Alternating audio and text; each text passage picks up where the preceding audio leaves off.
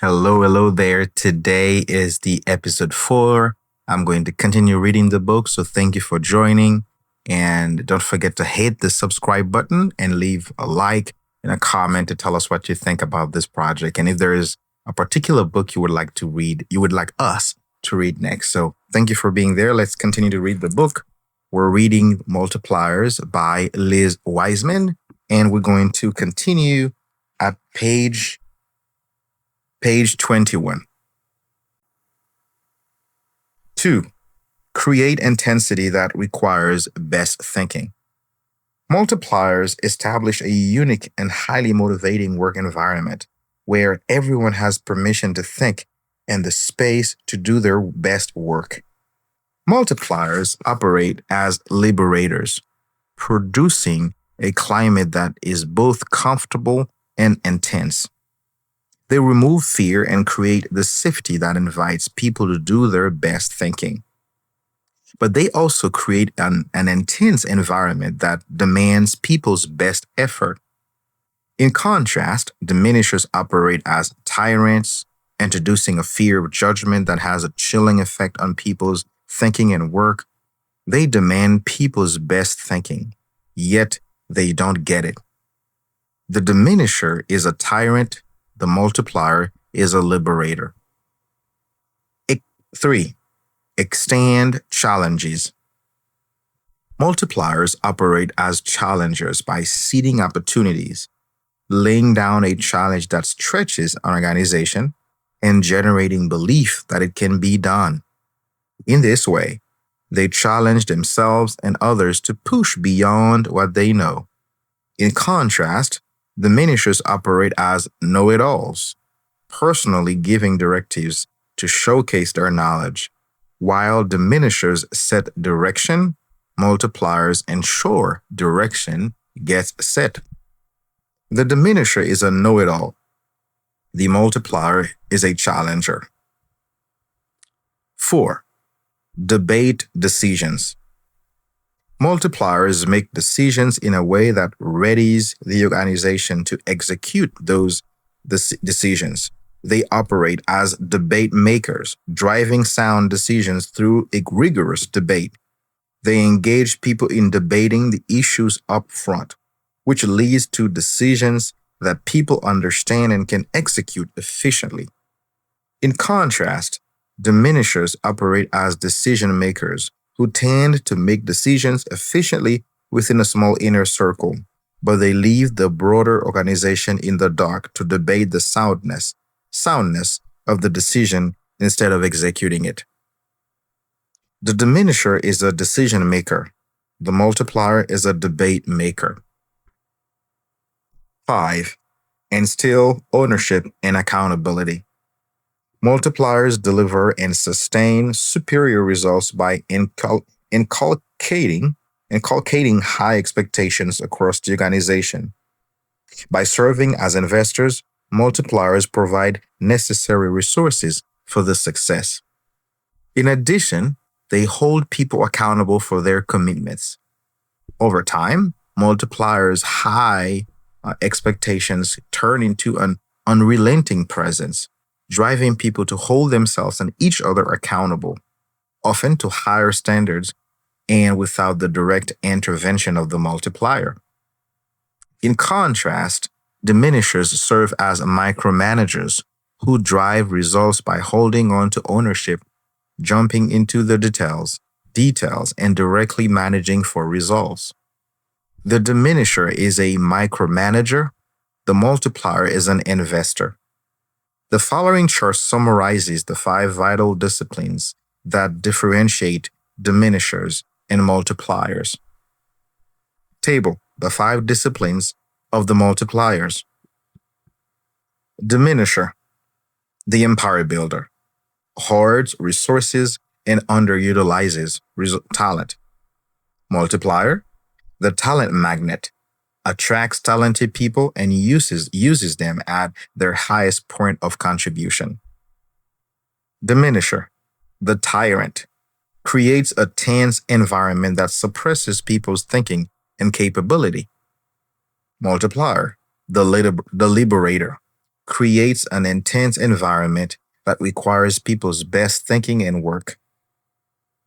Diminisher, the know-it-all, gives directives that showcase how much they know.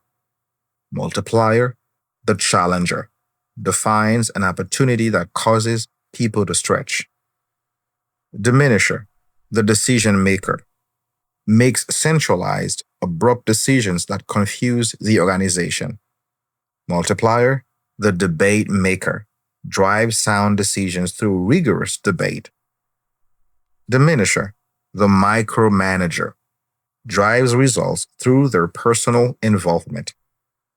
Multiplier, the investor, gives other people the ownership for results and invest in their success. Surprising findings. As we studied multipliers across the world, we found a remarkable amount of consistency in several patterns that confirmed our early observations. But here are 3 findings that were surprising and intriguing. A hard edge. One of the most critical insights from our study of multipliers is how hard-edged these managers are. They expect great things from their people and they drive people to achieve extraordinary results. They are beyond results-driven managers. They are tough and exacting. Indeed, multipliers make people feel smart and capable, but multipliers aren't feel-good managers. They look into people and find capability, and they want to access all of it. They utilize people to their fullest. They see a lot, so they expect a lot. During our research interviews, people oozed appreciation for the multipliers they had worked with, but the gratitude was rooted in the deep satisfaction found in working with them, not in the pleasantries of a relationship. One person described working with Deb Lange, a senior vice president of taxation at a large firm, quote, "Working with her was like an intense workout. It was exhausting, but totally exhilarating," unquote.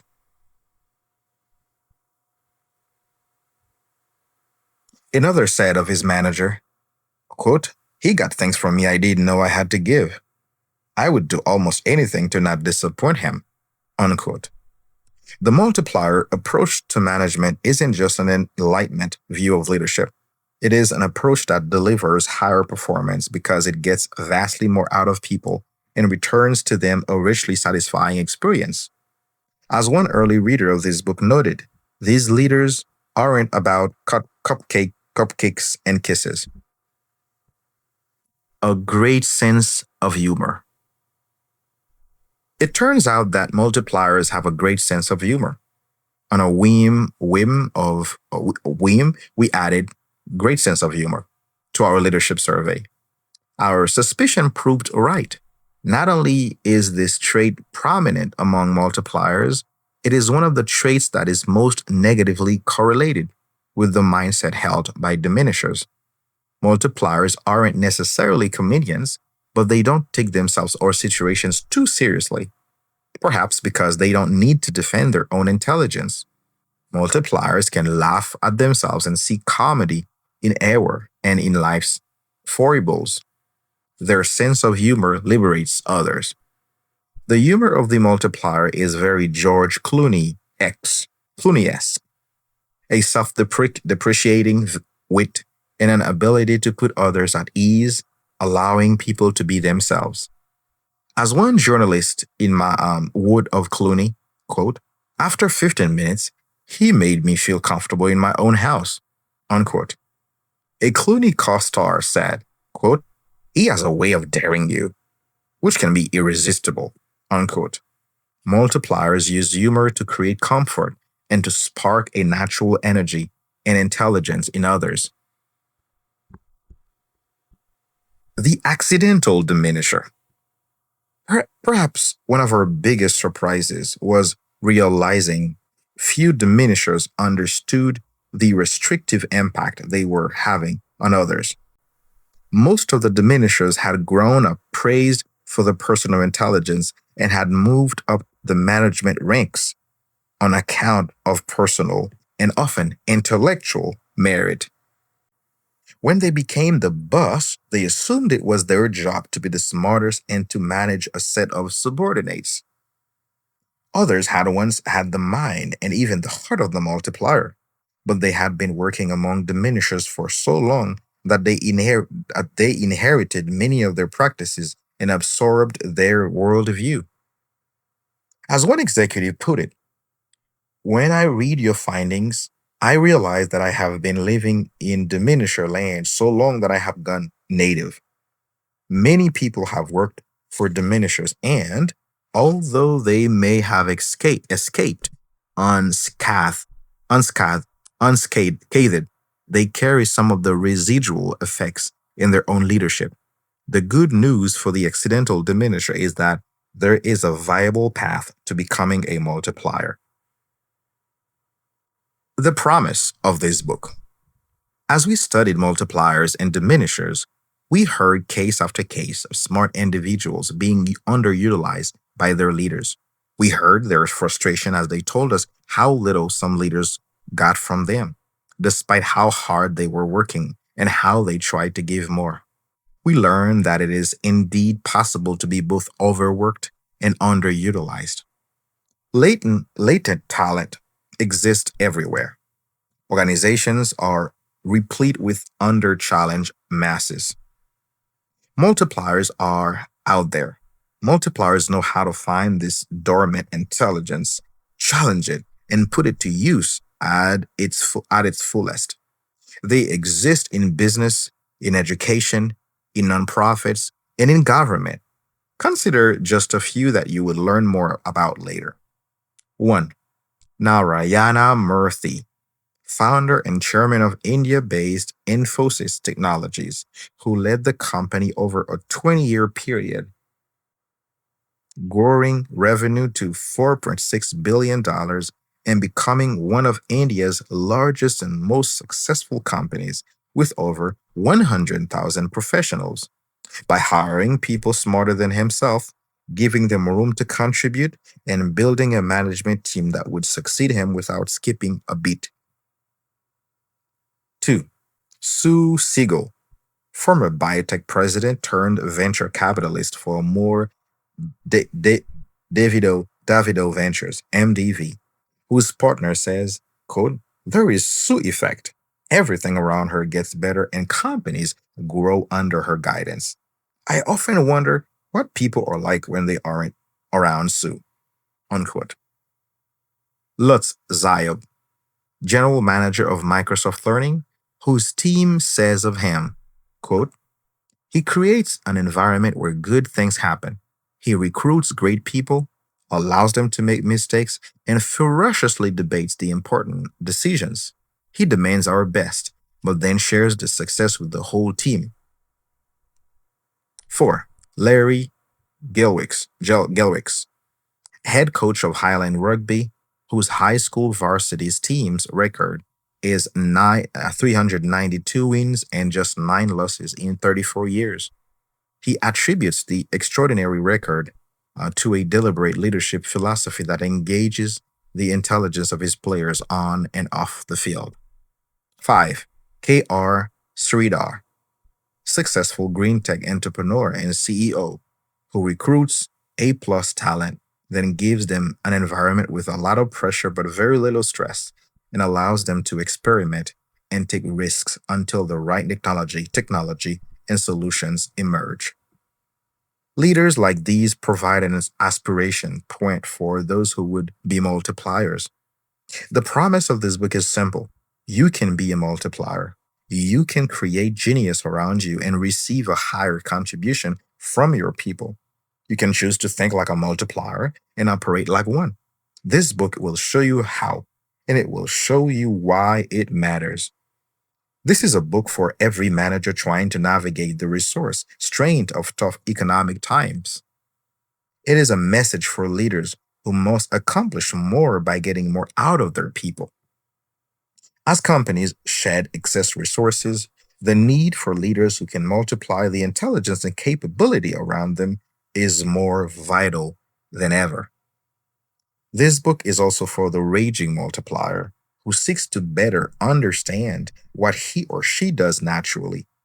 It is for the aspiring multiplier who wishes to get the full capability and intelligence from his or her people. And it is most certainly for the diminishers so they can better understand the negative effects of leadership centered on their own intelligence. It is for every manager seeking the promise of the multiplier to increase the intelligence everywhere and with everyone. As you read this book, you will find a few central messages. 1. Diminishers underutilize people and leave capability on the table. 2. Multipliers increase intelligence in people and in organizations. People actually get smarter and more capable around them. 3. Multipliers leverage their resources. Corporations can get 2x more from their resources by turning their most intelligent resources into intelligence multipliers. Before turning our attention to the practices of the multiplier, let's clarify what this book is not. This book is not a prescription for a nice guy, feel-good model of leadership. It is a hard-edged approach to management that allows people to contribute more of their abilities. And although there will be much discussion of multipliers and diminishers, this book isn't about what they achieve themselves. It is about the impact that these leaders have on others. It is about the impact and the promise of the multiplier. And lastly, the ideas offered in this book are not intended to be terms for labeling your diminishing boss and your colleagues. Rather, it is offered as a framework for helping you to develop the practices of a multiplier. This book has been designed as an end-to-end learning experience, offering an opportunity to both understand and implement the multiplier ideas. This introduction has provided a first glance into the multiplier effect and an overview of what multipliers do. The successive chapters will clarify the differences between multipliers and diminishers and will present the 5 disciplines of the multiplier. You will read stories of real multipliers and diminishers. Be aware that we've changed the diminishers' names and companies for rather obvious reasons. The book concludes with a roadmap for becoming a multiplier. My challenge to you. Although the multiplier/diminisher framework might appear binary, I wish to emphasize that there is a continuum between multipliers and diminishers, with just a small number of people at either polar extreme. Our research showed that most of us fall along this spectrum and have the ability to move toward the side of the multiplier. With the right intent, the multiplier approach to leadership can be developed. The good news is that 1. Multipliers are out there. 2. We have studied them to uncover their secrets. And 3. You can learn to become one. And not only can you become a multiplier yourself, you can find and create other multipliers. That will make you a multiplier of multipliers. It is within this context that I challenge you to read this book at several levels. At the most fundamental level, you might read it to illuminate what you undoubtedly have experienced, that some leaders create genius while others destroy it. Or you might go beyond this and read to reflect on the quintessential multipliers and diminishers that have been part of your career and life experience. That some leaders, but perhaps the best way to approach this book is to look beyond the idea that you or your colleagues are multipliers and instead spot yourself at times in the anatomy of a diminisher.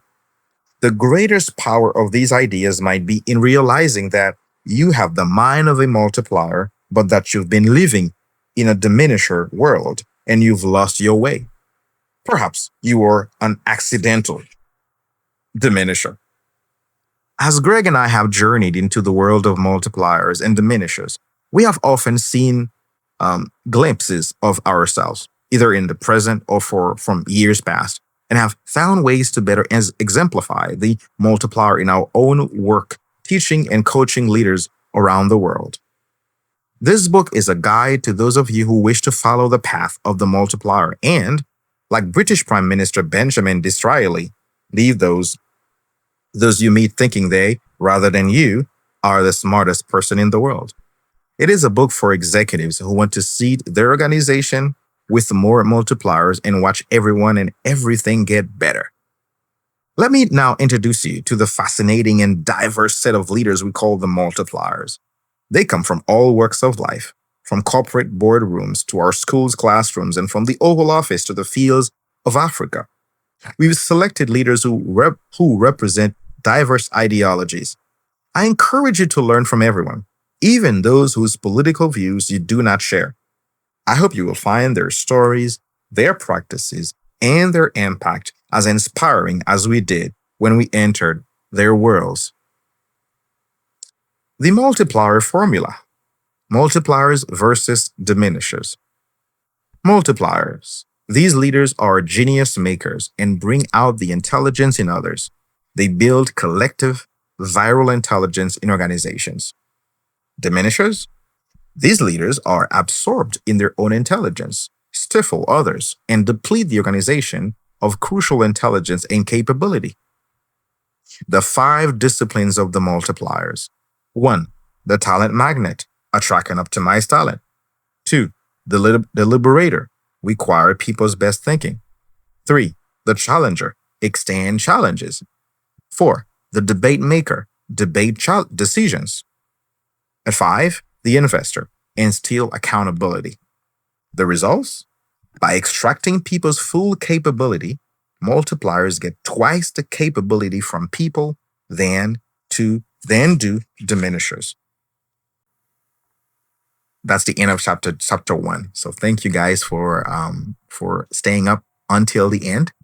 Thank you for supporting. And if you have not hit the subscribe button, please do to support us, that we can reach more people, and that you hit also the notification bell, that you are aware whenever we have new videos coming on. All right. Thank you so much. See you next, and God bless.